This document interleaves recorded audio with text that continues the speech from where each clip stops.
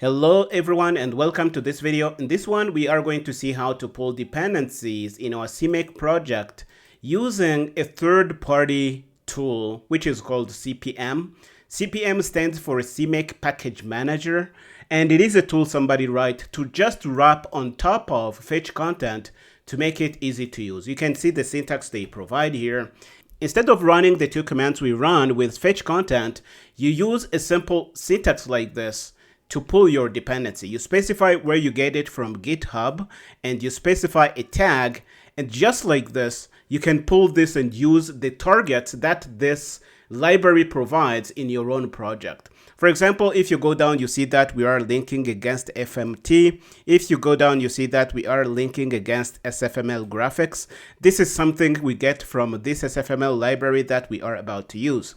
Let's look at this tool from GitHub because it is hosted there. So if we go in our browser and search for CPM CMake, we will have a GitHub link. And let's make sure we increase the size of this so that it is visible. They say this about it: CMake's missing package manager, a small CMake script for setup-free, cross-platform, reproducible dependency management. This is what they claim. It is a good tool. Many people use it. If you go down, you will see a few companies or projects using it, and this is really cool. So you can use this to pull your dependencies. They give you a few examples here. So this is a CMake project that is using it. It is going to pull a few libraries. You see CPM add package. We get FMT from GitHub and they pull this tag. Using this sign here means that you are pulling a specific tag. And if you use the @ symbol, I think this is going to be pulling a version. And you can get this information by reading the documentation. So this is how you use it. This is not the only syntax. If you go down, you see that you can also do something like this if you need it. I don't use this tool personally in many of my projects, but sometimes I'm not the one to make the decision as to which dependency management tool we use in the project, so I have to be familiar with this, and it is a pretty cool tool. Nothing wrong with it, but personally I prefer to use things like VC Package or Conan that I am going to cover in the next few videos. But this is a tool you can use, and I want to cover it in this video here. Before we start looking at how you use this library, this script, let's go to the releases section of this GitHub repository, and that should be right here. You're going to click on this link, and this is going to give us a release link that we can click upon to download cpm.cmake. This is what you are going to download and store it in a CMake folder of your project. If we go back in our project, you see that we have a CMake folder here, and we put our cpm.cmake script in here. Once you do that, make sure that in the root CMake list.txt file, you have the path to our CMake folder added to our CMake module path to let CMake know that we have our scripts stored in this folder here. It is going to look into this variable to find modules it can use to have added capabilities. So this is what we have here. Let's go back to our project. Here is a project you can pull from the GitHub repository. It is the same calculator application we have been building all along. You can see the documentation that is meant to be used by Doxygen. But what I want you to see is that I have moved all the code for dependency management in the root file. And this is going to make it easy to manage our project here. So we are using CPM add package. We are specifying that we want to get this from GitHub. We say the name of the project on GitHub, okay? If we look for the catch library, let's do that. We can say GitHub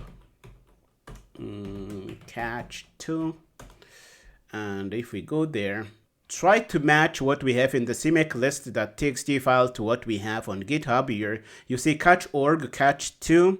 And you say catch org catch 2. You say the name of the user and the name of the repository. That's what you say here. And then you specify a tag or a version, but we will be using tags here. This is the same we do for FMT. If you go to FMT, this is going to be the name of the user. This is going to be the name of the repository, if I got this right. So catch org, the user, and the name of the library. Let's go to FMT and see if this is the same. So FMT C++ and see what we do. And let's go to GitHub. Again, the user is FMT-lib or the organization. I don't know. This is what we have to use here, and you have to map this information to what you have in our project here. I wanted to do something fun with this project, so I added this SFML library, which is going to allow us to show a GUI window we can do stuff with. For now, it's just going to be an empty window, and I got this by just using the code from the documentation. So if you do SFML tutorial, or let's even visit this on GitHub, SFML, GitHub, and you can go there. They tell you what this library is, and they give you more information on it. If you want to learn about it, you can see the tutorials here. I think we have a few getting started guides. Let's see SFML and Linux and see what they have here. Here they have a simple example that we will run in our project, and we will see what comes up if we run this. So let's come back to our project. We are using SFML. Okay, we have 3 dependencies: the catch2 library that we use for testing, the FMT library, and the SFML library. Once we have this pulled, if we configure this project, these dependencies are going to be downloaded, built, and their targets are going to be made available to our project here for consumption. For example, SFML is going to give us SFML graphics as a target. FMT is going to give us this FMT target, and things are going to work just nice. Let's look at a few things that I have added here. Notice that I have added a few executable targets. We now have 3 executable targets. We have Rooster, which is going to be using the code in run app. You can see that we are linking against that. We have an executable called GUI, which is going to be linking against SFML. If we go in GUI.cpp, you see that it is nothing special. It is just the code we copied from the documentation from SFML, and we pasted that in here. So it is just going to show a simple window. And if we go in use FMT, again, it is a main function which is going to print something with FMT. I just wanted you to see that you can do this if you want. You can set up multiple targets for your project. Let's try to build this project. But before we do, there is another thing I want you to see. The catch2 library gave me a few problems when I tried to use it. Let's go to the CMake-List.txt file inside our test folder. You see we are setting up unit tests like we did earlier. We are linking against catch main, but when I tried to include catch to try and make my tests available for C-test to process, they were not found. And I had to manually append this path to my CMake module path variable. And you can see that this is hackish. I am manually going in my build folder, going into things downloaded by catch2. This is something you have to do. This is a hack. But if you want, you can make this pretty. For example, you can change this to be CMake binary dir, or you can even use things that we call generator expression to automate this to make it look clean, but I'm not going to go there. I am just going to build this project, but be aware of this. Another note I may add is that we don't have this problem if we use fetch content. So this is a point lost for CPM for me, but we are exploring our options here. So let's try to build this project. Just be aware of this. So let's bring up a terminal window and we will try this out. We don't have a build directory, so let's make it up. Make dir build, and let's configure our project. The source folder is this, the build folder is build, and we can configure.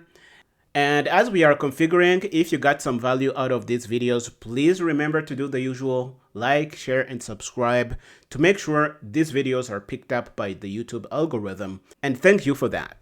So let's wait for this to finish. It is going to be downloading our things, and notice that it is using CPM. Okay, this is something you may notice. You can see right here, CPM adding package. It is going to download the catch2, this tag. It is going to download FMT, this tag here. Let's wait for it to do its thing. If you want, you can hop into the build folder and see what is happening. If you open _deps, you see catch 2, you see FMT, and it is also going to download this FML and build it and make it available for consumption to our project here. Another thing I may add is that these things are not consistent. Here I had to use FMT and not FMT : FMT to link to this target. And again, I found this by tinkering with the documentation. This is something you have to be comfortable with. Not everything is going to work exactly as you think. Okay, you can see that now it is adding SFML. This may also take some time because SFML is relatively big. So let's download it and make it available for our project here. As it is downloading, we can read the documentation about SFML. It is a good tool. And I think I will make a video course or a YouTube course about this. It is a tool you can use to do really cool things, and it is lightweight in that you are not locked into these big frameworks like Qt or whatever. If you are doing something simple, SFML is something you might want to try. And this video is going to be a good starting point because we brought in and we are able to consume it in our Cplusplus project using CMake. The build files have been generated to the build folder. So what we can do is to build. So CMake build. And again, we will wait for a while for this to build because it is Visual Studio. But if you want, you can use another compiler.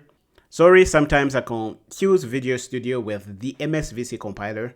Visual Studio is the IDE, MSVC is the compiler that IDE uses for C++. You can see we are building a lot of things coming from SFML, circle shape, text. Okay, the build is good. You can see that our binaries have been generated. We have use FMT, the executable. We have unit test, the executable, and we should have rooster somewhere, which is going to be our binary. If we change into the build folder, cd build, we can see test to see our test running. But the important thing I want you to see, we can do ls and cd into debug. Because this is MSVC, we can run rooster. Okay, if we run it, it is going to say whatever it does. But notice what happens if we run GUI. So we can say GUI. And if we do this, we will see a blue window pop up on our screen. You can write a GUI application from CMake and C++, and this is really cool. Let's play with this. You can see the title here. It's coming from our GUI CPP file. For example, we can say, I am the king of the universe, because I can show a window here. King of the universe. Okay, we can say that. And we can change the color that is shown. That color is controlled by the clear method that we call on our window object here. So if we want, we can make it red. Okay. And of course, to know what is happening here, please read the documentation for CMake. It is really good. So if we build and run again, we have to rebuild for the new changes to take effect. So let's go up and up again and see and say CMake build. We will rebuild, and this is going to be faster because we just changed one file. But to run the application again, we can say build, debug, and GUI, and it is going to run and be red. And notice what it is saying on the top here. It is saying, I am the king of the universe, and this is really cool. Play with this, change the color to black or yellow or whatever, and have good fun with SFML. It is a really good library, and we will be building a lot of things with this. But you can learn a lot on your own by reading the documentation if you need to do something with this now. The main point of this lecture or this video was to show you that you can use CPM as a package manager. It is really nothing new. It is just a wrapper on top of what you can do with fetch content. This is a tool you can use, but my personal opinion is that if it is just a wrapper around fetch content, why use this just for the sake of using one statement here? Again, that's just my opinion. I would rather use fetch content because it is a built-in thing. I have just to depend on CMake, and I don't have any other third-party dependency to worry about. Because if you happen to need a big library like Qt or Boost or all these kinds of big frameworks, you still have to use other things anyway. So I don't think I am getting much value from this library to justify the hassle of adding this as a dependency to my project. But again, that's just my opinion. I am just giving you options here. That's why I covered it here in this CMake series. In the next few videos, I will show you how to use VC Package and Conan to do the same thing, pull dependencies, but they are much more powerful than this tool in that they talk over the whole job of bringing dependencies into your C++ projects, and that's really cool. This is all I had to share in this video. I hope you found it useful. I am going to stop here, and I will see you next time.